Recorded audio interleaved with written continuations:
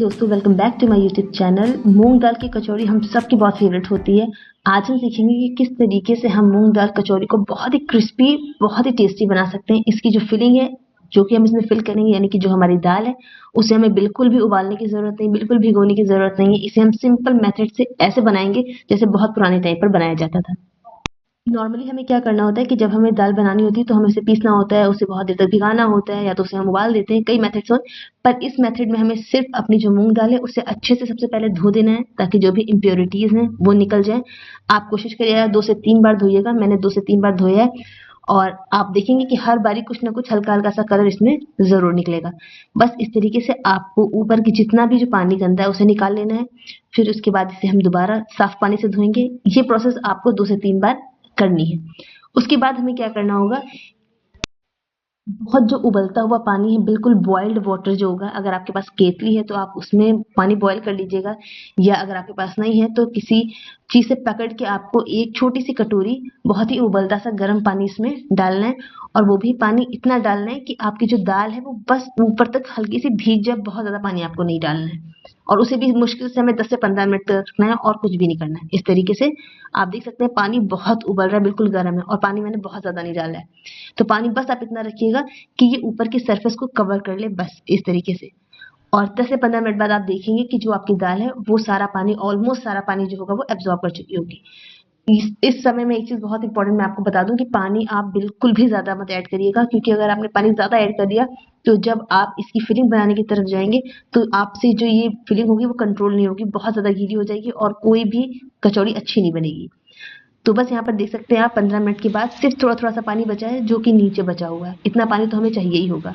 बाकी सारा पानी हमारी दाल ने एब्जॉर्ब कर लिया है और वो अच्छे से गीली हो गई है, तो उसे हम और रख अब देंगे। हम आ जाते और हैं अब अपने हम डो की तरफ। तो डो को आप ध्यान रखिएगा कि हम बिल्कुल भी इसे हेल्दी बना रहे हैं, तो हम बिल्कुल भी मैदे का इस्तेमाल इसमें नहीं करेंगे। और बिना मैदे की ही आपकी जो कचौरियाँ होंगी वो बहुत ही क्रिस्पी मिलेंगी। तो पहली चीज़ हमें सबसे इंपॉर्टेंट जो चीज़ ध्यान रखनी है कि इसमें हम आटा इस्तेमाल करेंगे, मैदा बिल्कुल भी नहीं इस्तेमाल करेंगे।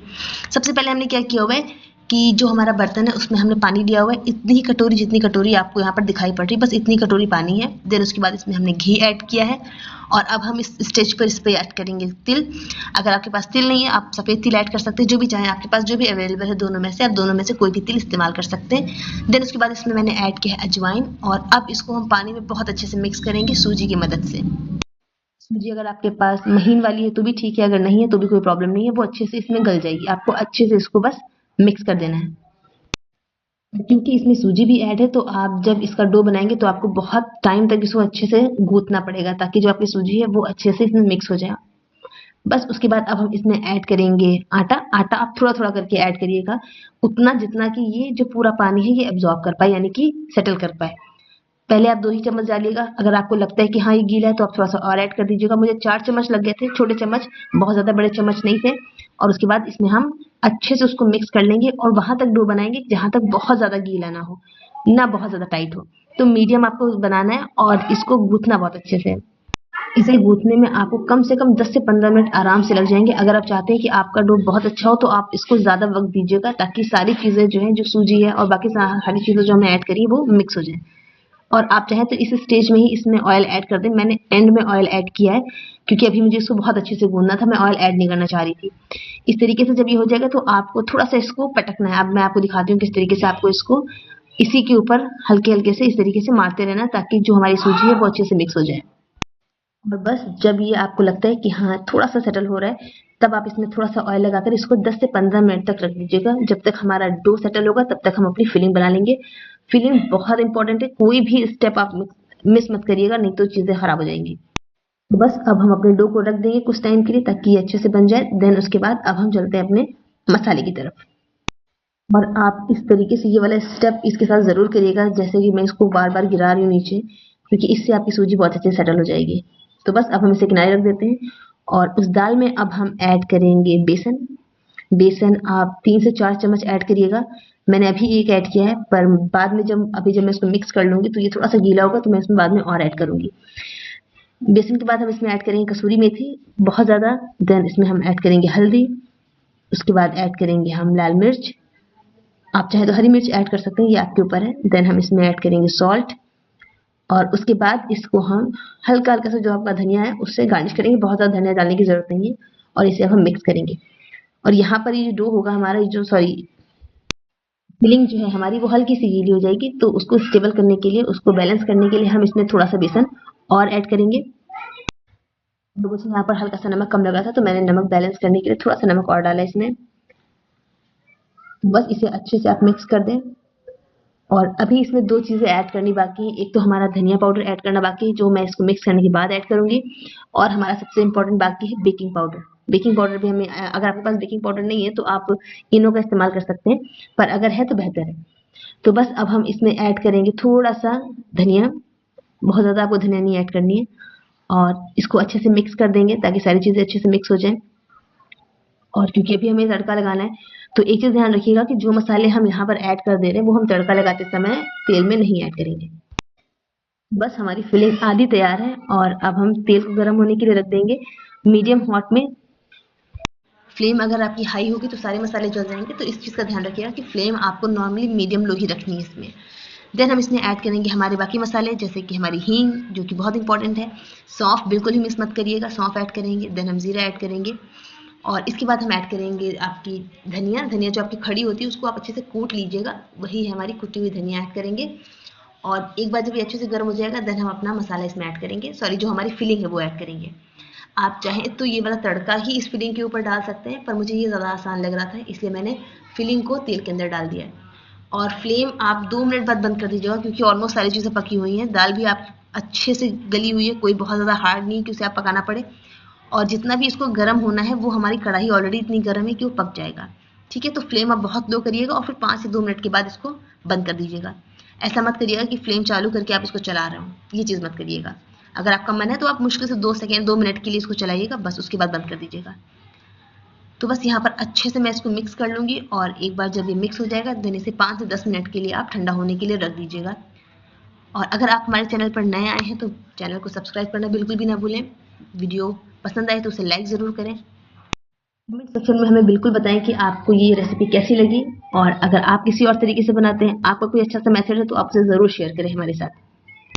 सबसे इम्पोर्टेंट इस कचौरी में जो बात है कि अगर इसकी फिलिंग को आप रख लें फ्रिज में, तो आप इसको कम से कम हफ्ते भर तक इस्तेमाल कर सकते हैं, आपकी फिलिंग खराब नहीं होनी है। और अगर आप कचौरी बना कर रख लेंगे तो भी कम से कम ये आपकी 5 से 6 दिन तक चल सकती है, बिल्कुल भी खराब नहीं होनी, क्योंकि ये अच्छे से पक चुकी है, अंदर से भुनी हुई है, कोई प्रॉब्लम इसके साथ नहीं आएगी। आप बच्चों को लंच में देना चाहें तो लंच में दे सकते हैं, आप अपने लिए एज अ स्नैक बनाना चाहें बना सकते हैं। और यहाँ पर हमारा जो डो है वो आप देख सकते हैं कितना सॉफ्ट हो गया है इस तरीके से, क्योंकि इसमें आपने ऑयल ऐड कर दिया था। उससे क्या होता है कि जो आपका डो होता है बहुत सॉफ्ट हो जाता है। तो बस अब हम एक साइज़ की लोई बना लेंगे इस तरीके से। ध्यान रखिएगा कि लोई जो हो आपकी वो सेम साइज़ की हो। अगर ऐसा लगता है आपको कोई छोटी ज़्यादा बड़ी है, तो आप उसको थोड़ा सा इधर उधर करके डो नॉर्मल कर लीजिएगा, यानी कि जो आपका पेड़ा बनेगा वो सेम साइज़ का बने। इस तरीके से आपको सारे पेड़े बना लेने हैं। मेरे ख्याल से 3 या 4 चम्मच जो आपका आटा था, उसमें आपके 6 से 7 आराम से, या हो सकता है 8 या 9 आपके पेड़े बन जाए। बस इस तरीके से आपको बना लेने हैं, साइज़ सेम रखिएगा। और इसी तरीके से हम अब अपनी जो फिलिंग होगी उसको भी बना लेंगे, ऐसे ही सेम इसी साइज़ में। और फिर उसके बाद सबसे इम्पॉर्टेंट काम होगा हमारा फिलिंग का। और इसके बाद मैं आपको एक बहुत सिंपल सी ट्रिक बताऊंगी, जिससे कि आप जो आपकी कचौड़ी होगी उसमें लास्ट एंड तक, यानी चारों कोने तक आपका मसाला फैल जाएगा। तो बस इस तरीके से हमने अपनी सारी लोइयाँ बना ली हैं सेम साइज़ की। और बस अब हम चलते हैं फिलिंग की तरफ। यहाँ पर आपकी 6, 7, 8 आपकी लोइयाँ बन गई हैं, यानी कि हम ये कह सकते हैं कि अगर आपके पास 7 कचौरियाँ बनाने का काम है या डिमांड है, तो आपको मुश्किल से 4 या 5 चम्मच ही आटा चाहिए होगा। और यहाँ पर हमारा मसाला भी ठंडा हो गया है, और अब इसे भी हम अच्छे से गोल गोल, जिस तरीके से हमने उसे पेड़े बनाए, हम इसके भी पेड़े बना लेंगे। इस वक्त आप एक चीज़ ध्यान रखिएगा, अगर आपने ज़रा सा भी पानी ज़्यादा ऐड किया होता तो इस टाइम पे आपकी जो फिलिंग होती है वो बिल्कुल भी कंट्रोल नहीं होती आपसे। आपको बस थोड़ा सा हाथ में तेल लगाना है और आप देखेंगे कि आपकी जो फिलिंग है वो बहुत अच्छे से मिक्स हो जाएगी। ये देखिए, ये कंडीशन तब नहीं होती जब अगर आप पानी इसमें ज़्यादा ऐड कर देते हैं। ठीक है, तो पानी आप बहुत कम रखिएगा, इस तरीके से आपको बहुत आसानी होगी बनाने में, वरना बहुत प्रॉब्लमेटिक हो जाएगा। तो बस इस तरीके से इसमें आपके 7 से 8 पेड़ बन जाएंगे एग्जैक्टली जैसे आपके वो थे। ठीक है, और बहुत आसानी से बन जाएंगे, कोई प्रॉब्लम की बात नहीं होगी। और जहाँ आपको ऐसा लगता है कि आपके हाथ में चिपक रहा है, आप थोड़ा सा ऑयल अपने हाथों में लगा लीजिएगा, बिल्कुल भी नहीं चिपकेगा। तो बस यहाँ पर मैं आपको सारी पेड़े बना के नहीं दिखा सकती, बहुत लंबी वीडियो हो जाएगी। 4 से 5 मैंने आपको बना के दिखा दी हैं, आपको इसी तरीके से सारे बनाने हैं। बस, और आसानी से आपकी फिर आगे की प्रोसेस बन जाएगी। बस यहाँ पर हमारी लोइयाँ भी तैयार हैं और हमारे जो मसाले हैं यानी जो हमारी फिलिंग है उसकी भी लोइयाँ तैयार हैं। अब आपको क्या करना है, इस तरीके से एक लोई को उठाना है और सेंटर में थोड़ा सा आपके उसके डिप्रेशन बनाना है, यानी कि हल्का सा उसको दबा देना है। और उसके बाद वो जो हमारा पेड़ा है यानी जो हमारी फिलिंग है उसको ऐसे रखना है और इस तरीके से हल्के हल्के हाथों से आपको इसको बिल्कुल फिल कर लेना है। बहुत आसानी से हो जाएगा क्योंकि जो आपका डो है वो बहुत सॉफ्ट है। और बस एक बार जब ये अच्छे से मिक्स हो जाए, पूरा बंद हो जाए, देन उसके बाद आप इसको हल्के से ऊपर से मोड़ के निकाल लीजिएगा ताकि ये पूरा लॉक हो जाए। और ये जो हमारी एक्स्ट्रा वाली लोई है वो हम दूसरे पेड़े में लगा देंगे। और इस तरीके से ये ट्रिक है आपकी कि आप इसको बीच में सेंटर में रखें, हल्के से दबाएं और दोनों तरफ से इस तरीके से हिला दें। तो क्या होगा कि जो आपकी फिलिंग है वो आपके चारों तरफ यानी एंड तक कचौड़ियों के पहुंच जाएगी। आपको ज़्यादा एफर्ट्स करने की ज़रूरत नहीं, आपको उसको बेलने की ज़रूरत नहीं पड़ेगी। ठीक इसी तरीके से मैं आपको दोबारा बता देती हूँ, ध्यान से आप देख लीजिएगा कि कैसे करना है आपको। आपका जो पेड़ा है उसको आपको हल्के से दबा देना है, स्पेस बनानी है। फिर उसके बाद उसमें हम अपनी फिलिंग को फिल करेंगे और इस तरीके से हल्के-हल्के हाथों से हम उसे पूरा कवर कर लेंगे। और अगर आप ऐसे घुमाकर उसका छोटा-सा पॉइंट नहीं निकालना चाहते तभी कोई बात नहीं, वो वैसे भी पूरी तरीके से लॉक हो जाएगा इस तरीके से। और बस अब आपको क्या करना है, हल्के हाथों से सेम वही प्रोसेस, आप उसको बीच में एक बार सेंटर पे रख के हाथों से दोनों साइड से लेफ्ट देन राइट और ठीक उसी तरीके से इसको हल्का सा फ्लिप करके सेम प्रोसेस से हम ऐसे मूव कर देंगे। इससे क्या होगा कि हमारा जो मसाला है वो एंड तक पहुंच जाएगा। ठीक इसी तरीके से आपको सारी बनानी है। मैंने आपको 2 बनाकर दिखा दी है। बस अब जब सारी बन जाएंगी देन उसके बाद हम इसे लो फ्लेम पर अच्छे से पका लेंगे। तो यहाँ पर आप देख सकते हैं कि हमारी सारी लोइयाँ बन चुकी हैं, सारी कचौरियाँ तैयार हैं। और अब सबसे इम्पोर्टेंट बात ये है कि जो कचौरियाँ बनानी होती हैं तो फ्लेम बहुत लो, यानी तेल जो है आपका वो बहुत हाई टेम्परेचर पे नहीं होना चाहिए। लेकिन जब हम पकौड़े बनाते हैं तो हमारा टेम्परेचर हाई होता है, ठीक है? तो इस चीज़ का ध्यान रखिए कि जब आप कचौरी बनाएं तो आपकी जो फ्लेम है यानी जो आपका तेल है वो बहुत ज़्यादा गर्म ना हो।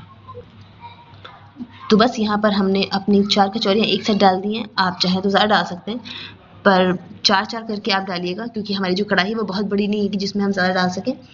तो बस आपको फ्लेम लो रखनी है और ये अच्छे से पक जाएगा क्योंकि धीरे-धीरे पकेगा तो ये कुरकुरी ज़रूर हो जाएगी। और अगर आपने हाई फ्लेम में डाल दिया तो ये जल जाएगी पर ये कुरकुरी नहीं होगी। तो अगर आप चाहते हैं कि आपकी जो कचौरियाँ वो बहुत क्रिस्पी हों जैसे कि हमारी है, तो आपको फ्लेम बहुत लो रखनी है, इतनी कि बस ये अच्छे से पकता रहे धीरे-धीरे। फ्लेम आप बहुत हाई मत रखिएगा। और बस इस तरीके से जब आप इसे पकाएंगे तो जो आपकी कचौरियाँ बनकर तैयार होंगी वो बहुत ज़्यादा क्रिस्पी होंगी और अंदर से उतनी ही ज़्यादा टेस्टी होंगी। अब बस हम इंतज़ार करेंगे कि ये हल्का हल्का सा रेड हो जाए, हल्की हल्की से ब्राउनिश हो जाए, देन उसके बाद इसे हम निकाल लेंगे। एक चीज़ ध्यान रखिएगा कि जब आप इसको हल्के हाथों से चलाते रहेंगे तो ये फूलना स्टार्ट कर जाएगी, ठीक है? तो फूलने की स्टेज इसमें थोड़ा सा लेट आएगी पर ये फूल जाएंगी, ठीक है? आप देख सकते हैं अभी आपको लग रहा होगा कि ये बिल्कुल भी नहीं फूलेंगी, लेकिन थोड़ी देर के बाद जब आप इसे हल्के हाथों से चलाते रहेंगे तो इसमें हल्की हल्की सी फूलने वाली स्टेट आ जाएगी और फिर उसके बाद ये एंड में फूल जाएगी, ठीक है? तो आप ध्यान दीजिएगा, फ्लेम बहुत हाई मत रखिएगा वरना ये बिल्कुल भी क्रिस्पी नहीं होने वाली। तो बस इस तरीके से हम इसे बना लेंगे। और अगर आपको ये रेसिपी पसंद आई हो तो मेरे चैनल को सब्सक्राइब करना बिल्कुल भी ना भूलें और कमेंट सेक्शन में हमें ज़रूर बताएं कि आपको ये रेसिपी कैसी लगी। अब आप देख सकते हैं कि जो हमारी कचौरियाँ हैं वो फूल चुकी हैं अच्छे से, पर अभी मैं इसे थोड़ा सा और पकाऊंगी क्योंकि मैं चाहती हूँ कि हल्की सी और रेडिश हो जाएं और कुरकुरी हो जाएं, क्योंकि जितनी क्रिस्पी होंगी इन्हें खाने में उतना ही मज़ा आने वाला है। आप चाहे तो चाय के साथ सर्व कर सकते हैं, आप चाहे तो सॉस के साथ खा सकते हैं, आपके ऊपर है, आप कैसे भी चाहें तो इसे एंजॉय कर सकते हैं। और मूंग की हम सबकी ही फेवरेट होती हैं, आप इसे बनाकर रख लें, जब आपका मन हो तब आप खाएं। तो बस इस तरीके से अच्छे से रेड हो गई। अब हम इन्हें सर्व कर लेंगे। सारी कचौरी आपको इसी तरीके से निकाल लेनी है और आप अपने बच्चों के साथ इसे एंजॉय कर सकते हैं। तो बस यहाँ पर आप देख सकते हैं कि हमारी कचौरियाँ बिल्कुल रेडी हैं सर्व करने के लिए। बस इस तरीके से हमारी सारी कचौरियाँ तैयार हैं। और सेकेंड स्टेप में भी आपको यही करना है कि फ्लेम आपकी लो होनी चाहिए और सारी कचौरियाँ आप इस तरीके से डाल दीजिएगा और ये अच्छे से पक जाएंगी। सेम ही प्रोसेस है, इसीलिए मैं आपको बहुत ज़्यादा लेंथी वीडियो नहीं करना चाहती हूँ। बस मैं क्विक आपको व्यू देना चाहती हूँ कि किस तरीके से आपकी जो कचौरियाँ हैं वो कैसे फूल जाएंगी। ये देखिए, बस 5 से 10 मिनट तक इसको लो फ्लेम पर पकाएंगे तो आपकी कचौरियाँ बिल्कुल क्रिस्पी और रेड और सबसे इंपॉर्टेंट कि बहुत फूली फूली सी बनेंगी। तो इन सब चीज़ों का ध्यान रखिएगा और आपकी कचौरियाँ बिल्कुल आपके मन मुताबिक बनेंगी। बस अब हम इन्हें निकाल लेंगे और सर्व करेंगे। और आपको ये वीडियो पसंद आई हो तो हमारे चैनल को सब्सक्राइब करना बिल्कुल भी ना भूलें। Thank you so much for watching, thank you so much for your time.